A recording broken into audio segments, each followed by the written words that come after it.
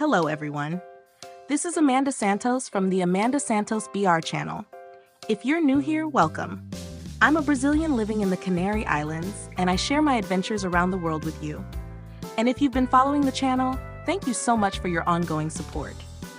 In today's video, I'll be talking about my second day in Riga, a city that deeply captivated me, and I couldn't wait to explore it even more. So to start off this amazing day, I chose to take a boat tour around the city of Riga, which was one of the best ways to see the capital of Latvia from a new perspective. It was a spectacular summer day, with the sun shining brightly in the blue July sky. The temperature was perfect, and the city seemed immersed in a magical atmosphere full of life and energy. It was the kind of day that made you feel like you were part of the place, as if you were living in a painting. The boat ride, besides being super relaxing, is a unique way to get to know Riga, as the city is intersected by various rivers and canals. The starting point was in the city canal near Padlocks Park, one of the most beautiful green spots in Riga, which immediately offers an incredible view at the beginning of the tour. As the boat glided through the calm waters, I was able to observe Riga's main landmarks. One of the first that caught my attention was the Freedom Monument, which is one of the biggest symbols of Latvia's independence. It proudly stands in the middle of the city, celebrating the freedom the Latvians fought so hard to achieve. Seeing this monument from the boat gave me a new sense of its grandeur and historical significance. Shortly after passing the Freedom Monument, I spotted a charming little house known as the Gardener's House, Dārznieka Namiņš in Latvian, a small, picturesque building that, despite its modest size, holds great historical significance. Located in the city park, Padlocks, this structure was originally used as a residence for the gardeners who tended the gardens around the canal in the 19th century. With its simple yet charming design, it looks like something out of a fairy tale, blending perfectly with the natural scenery with its rustic and cozy style. Today, the little house remains a symbol of tranquility amidst the bustling center of Riga, offering a reminder of the essential work that maintained the city's beautiful gardens and landscapes for generations.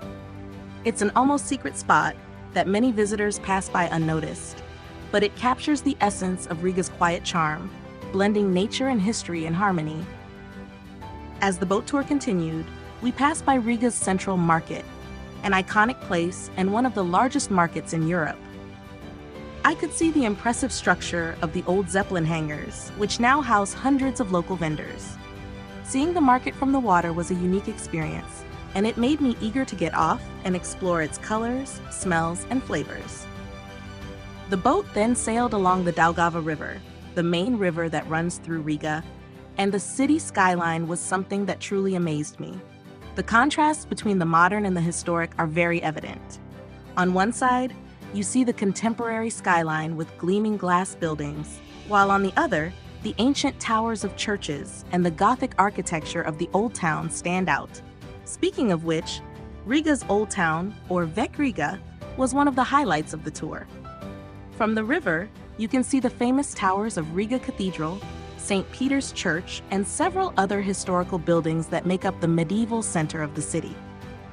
These old constructions, combined with the modern landscape in the background, create an atmosphere that is unique to Riga.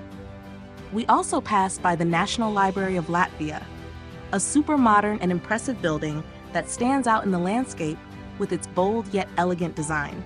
It's affectionately called the Castle of Light, and from the water, the building looks even more majestic. The boat ride also offers stunning views of the various bridges that connect the city.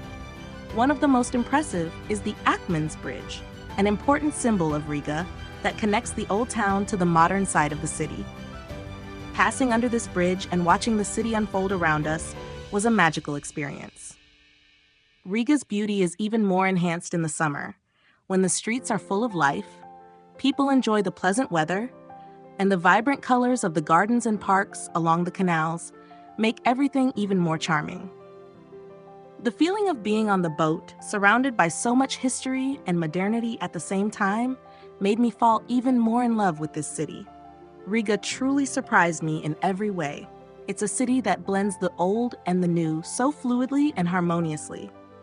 and this boat tour allowed me to see the city in a very special way, in touch with its nature and urban landscapes in a unique and exciting way.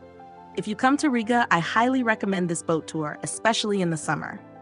It's the perfect way to explore the city at a relaxed pace and appreciate its main landmarks from a different angle. Plus, it's ideal for those who want to escape the hustle and bustle of the streets and simply relax while sailing through the calm waters of the city's canals and rivers.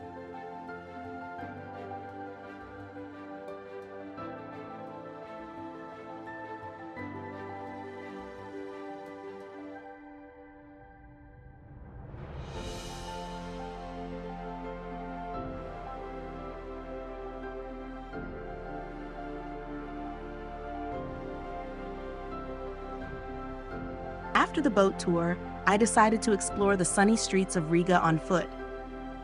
The feeling of walking through this city was wonderful.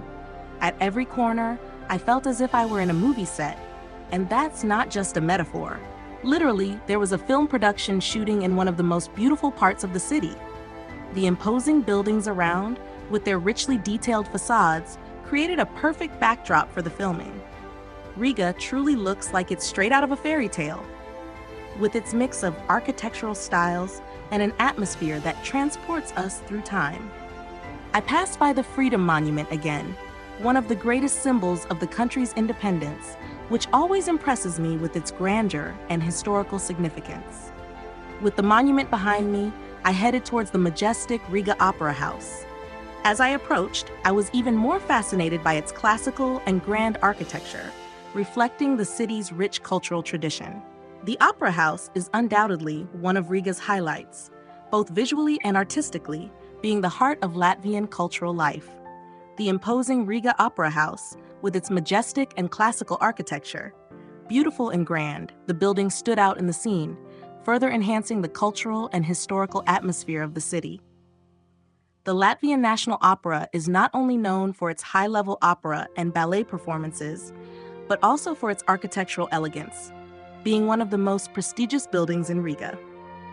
An interesting detail is that the theater is not only for operas and ballets, it also hosts international events and festivals, serving as a cultural convergence point for both Latvians and visitors. The theater's impeccable acoustics are frequently praised by artists and the audience, making each performance a unique and engaging experience.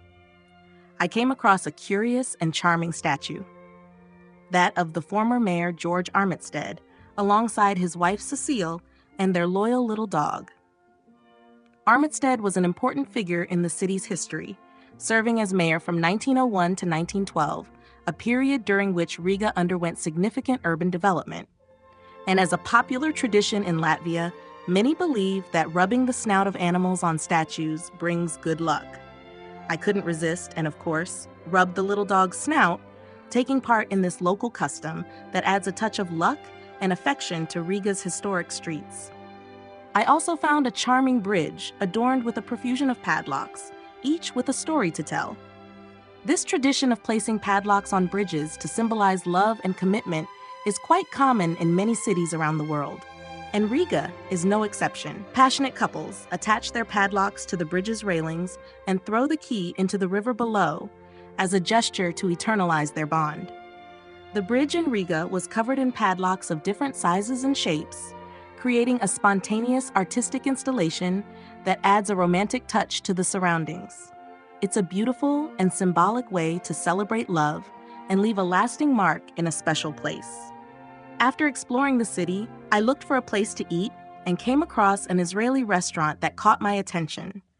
The decor was simply lovely and welcoming, with an ambiance that invited relaxation and enjoyment of the meal. The food was delicious, and I was impressed by the flavors and combinations of Israeli cuisine, which I wasn't very familiar with before. Additionally, the restaurant had a wall filled with signatures and messages from people around the world who had passed through, which added extra charm to the place. I couldn't resist contributing and leaving my own mark in this collection of memories, making the experience even more special. So everyone, what did you think? I really hope you enjoyed exploring this amazing city with me. And if you think you've seen it all, Know that Riga has one of the largest Art Nouveau architectural ensembles in the world. It's a true open-air art gallery. Don't forget to like the video if you enjoyed it, subscribe to the channel, and hit the notification bell so you don't miss any updates. Remember, we have videos in Portuguese, Spanish, Italian, Russian, and English here on the channel, so feel free to check them out in any language you prefer. I want to hear from you. What did you think of Riga? Did you know it before? Leave your comments and suggestions. I read them all, and I'll see you in the next video. Bye-bye!